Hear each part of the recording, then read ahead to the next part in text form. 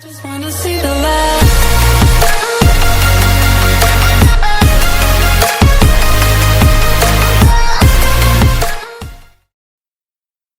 Hello and welcome back to Game Development course, and this is a code flow.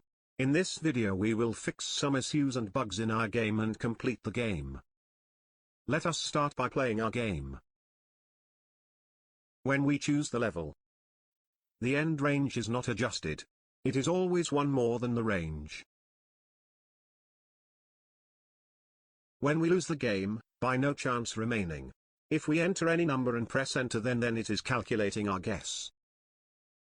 And the situation is similar after winning the game also. But this is not what we wanted. After the game is finished, either by winning or by defeating, we want to start our game from main menu. So, let us open Visual Studio, if you have not opened it already. At first we'll decrease the end range by 1 while showing the output to solve our first problem, like this.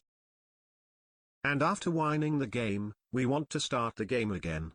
So we will call the start game method here, because start game method will handle what to do, while starting our game. And it is that simple. So using different method or refactoring the code for specific task will reduce the game development time, and make it simple. We incidentally make our method static while refactoring our code, so it is showing the error. We will learn what is the static method in our future videos, but for now we will just remove it. Now in start game method we will reset all the variable to their default value.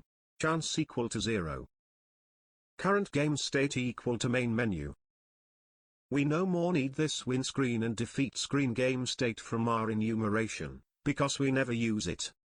We will also clear the player's input, and make the random number to 0 as in the declaration. Since we have initialized all the default value in start game method, we no more need it to initialized here.